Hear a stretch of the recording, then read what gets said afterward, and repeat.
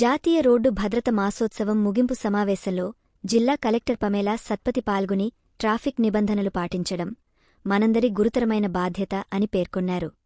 Traffic రూల్స్ను భారంగా కాకుండా బాధ్యతగా తీసుకోవాలని, అజాగ్రత్త మరియు నిర్లక్ష్యం వల్లే ఎక్కువగా రోడ్డు ప్రమాదాలు జరుగుతున్నాయని తెలిపారు.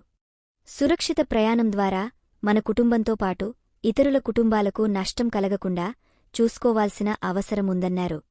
మైనర్లకు వాహనాలు ఇవ్వవద్దని తల్లిదండ్రులకు సూచించారు.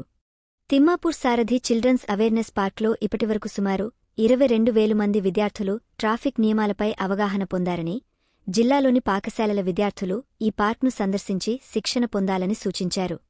అడిషనల్ డీసీపీ వెంకట రమణ మాట్లాడుతూ ట్రాఫిక్ రూల్స్ పాటిస్తే ప్రమాదాలను పూర్తిగా నియంత్రించవచ్చని తెలిపారు. ఆర్టీఏ, పోలీస్, ఆర్&బి, వైద్య శాఖలు కలిసి ప్రమాదాల నివారణకు చర్యలు తీసుకుంటున్నట్లు వెల్లడించారు. రోడ్ సేఫ్టీ అవేర్నెస్ కార్యక్రమాల్లో భాగంగా నిర్వహించిన క్విజ్, రంగోలి పోటీల్లో విజేతలైన విద్యార్థులు, మహిళలకు జిల్లా కలెక్టర్ బహుమతులు మరియు ప్రశంసా పత్రాలు అందజేశారు. ఈ సమావేశంలో పలువురు అధికారులు, సిబ్బంది పాల్గొన్నారు.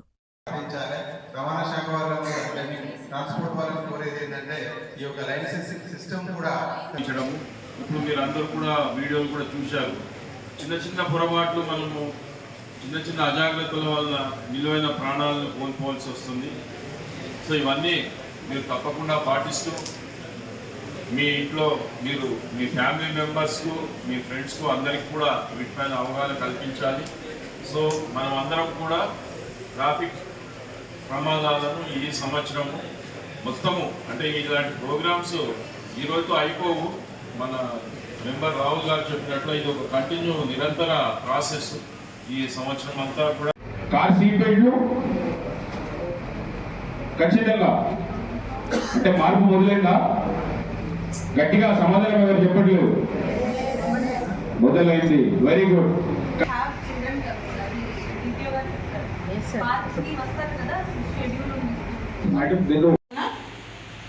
Lot of hard work goes into building roads, maintaining roads. అటు ఇటు కొంత అవుతా ఉంటుంది. ఇంతకుముందు కూడా ఒకసారి చెప్పాను ఒక వేరే సందర్భంలో, ఇండియాలో highest number of two wheelers అంటే almost 22 crores 10 to 15 lakhs 22 crores plus two wheelers ఉన్నాయి.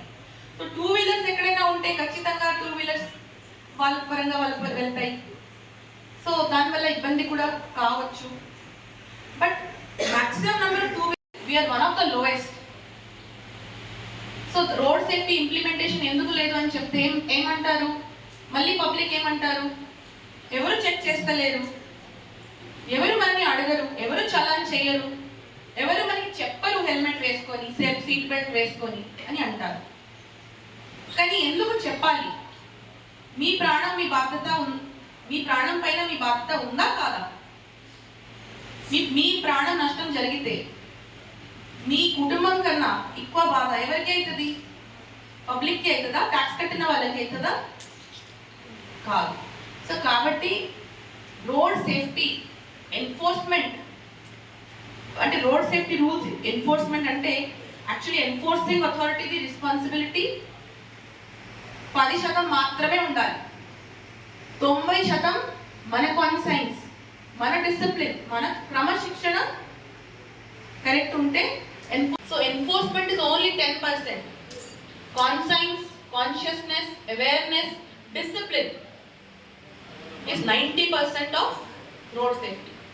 So is your responsibility. Your discipline is your responsibility. Awareness, enforcement 10-20%. 80% is your common sense and your ability to take the right decision at the right time. అర్థమైందా? మీలో రహదారి భద్రత జిజ్ఞాసని, రహదారి భద్రత స్ఫూర్తిని రగిలించడానికి మిమ్మల్ని మీరు చైతన్యవంతులు చేసుకొని ఈ జిల్లా రహదారుల పైన నిన్ను నూరేళ్లు జీవించడానికి